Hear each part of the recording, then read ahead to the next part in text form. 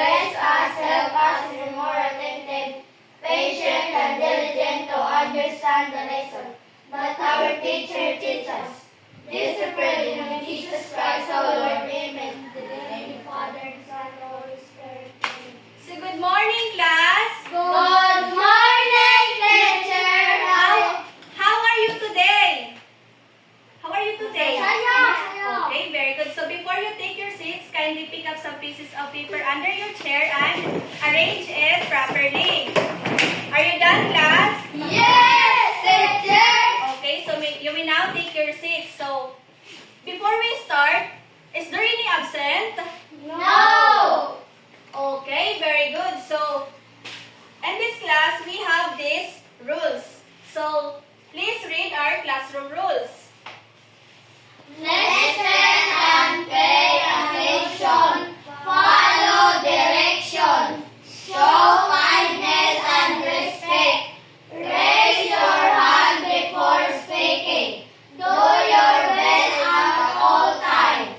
Do you understand, class? Yes, teacher. Okay, so you are all expected to follow our classroom rules. So did I give you any assignment?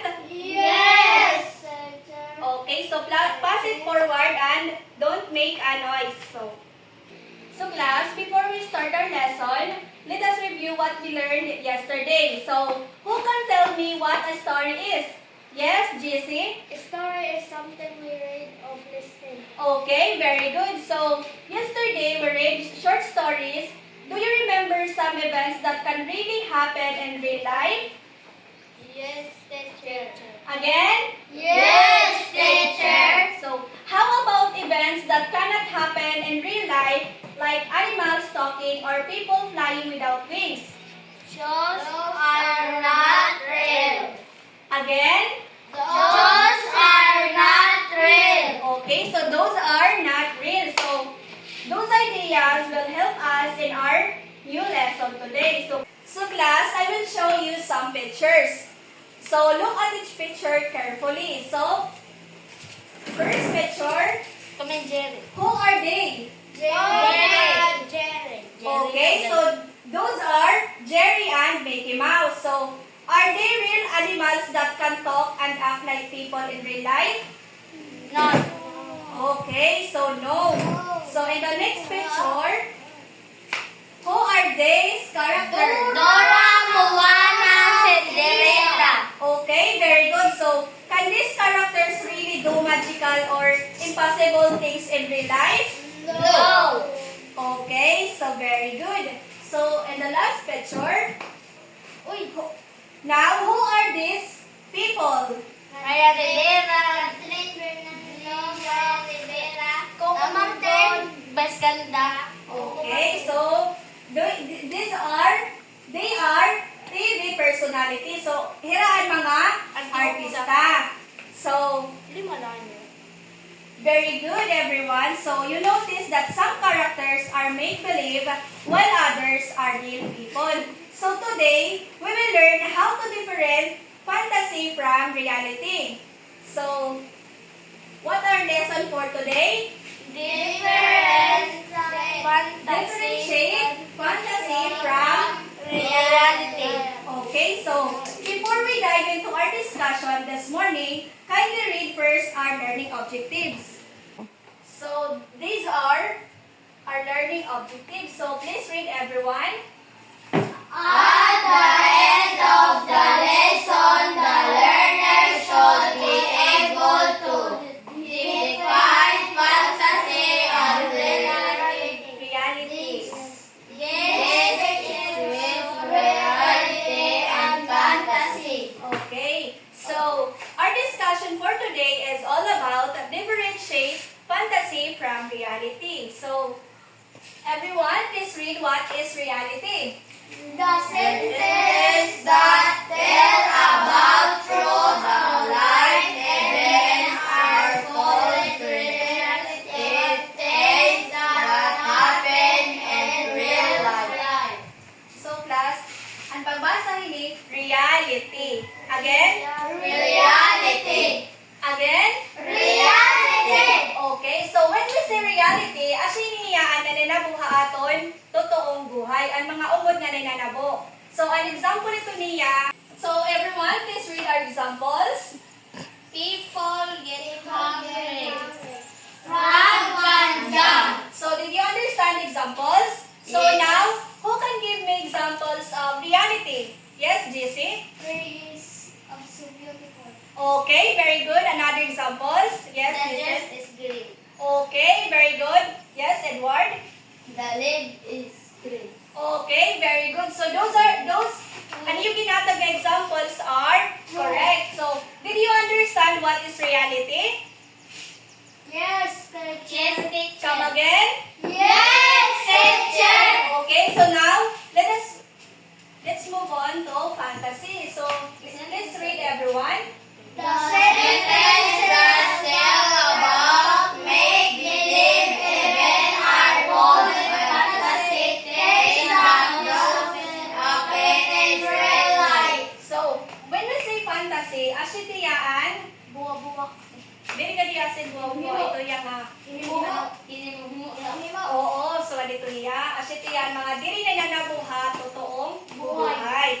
So, yes, an example niya is, A dog brought by the sword.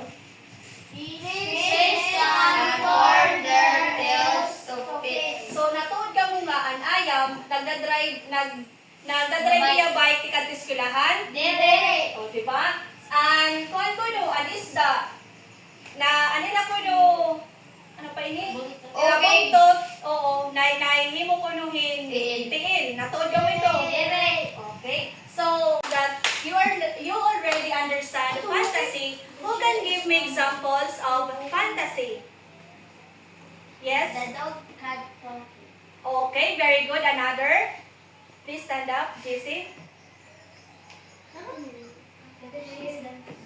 tree is dancing. Okay, very good. So, yes, Alan? The table is running. Okay, very good. So, yes, Mary Faith? The carpet is flying. Wow, very good. Yes, Edward? Yes, Edward. I know you have an idea. So, did you understand our discussion this morning, class? Yes, teacher. Okay, very good. So, have you read and watch movies or stories that are fantasy? Yes, teacher. How about the story that are real? Yes, teacher. Okay, so today we are going to listen to a poem about the old woman who swallowed a fly. So, Yes. what would you like to find out in the poem nga aton babasahon? Nga ang poem kuno, an old woman kuno gikaw niya ang mga firefly. The old woman who swallowed the fly. So, there was an old woman who swallowed a fly. Oh my, swallowed a fly. Poor old woman, I think shall die. There was an old woman who swallowed a spider. Right down inside her, she swallowed a spider. She swallowed the spider to hook the fly. Oh my, swallowed the fly. Poor old woman, I think shall die. There was an old woman who swallowed a bird. How absorbed she swallowed the bird to catch the spider. She swallowed the spider to catch the fly. Oh my, swallowed the fly. Poor old woman, I think shall die. There was an old woman who swallowed a cat. She swallowed the cat to hook the bird. She swallowed the bird to hook the spider. She swallowed the spider to catch the fly. There was an old woman who swallowed a horse. She died, of course. So I have a question. So, what are the animals mentioned in the poem? How many are they in all? 5. Okay, so ano ato yan, 5? Bird, horse, cat, spider, cat. Okay, very good. So, what did the old woman do?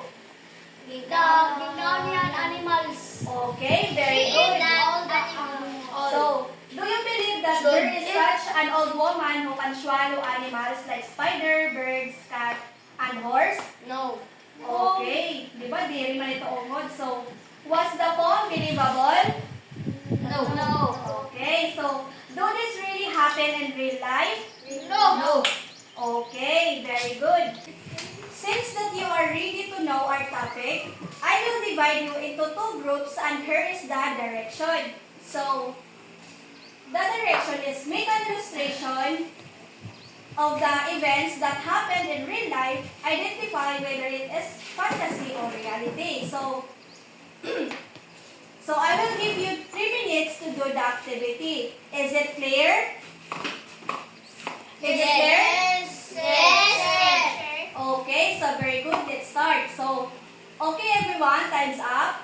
So, you can go back to your proper seat. So, why it is important to know what is real and what is fantasy? Kaya ano mo natong kailangan kuan niya ano ba yun?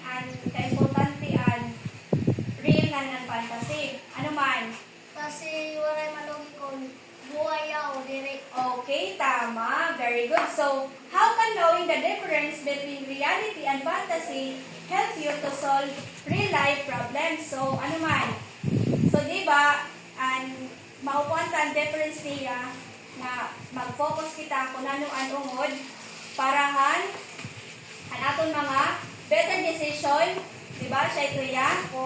Okay, so very good. So, how do we know if a story is about real life or just imagine? So, paano man natin nakukuha niyan? Usang nga istorya is ungod iya nga ng diri. Ano man? Ano man nga ungod?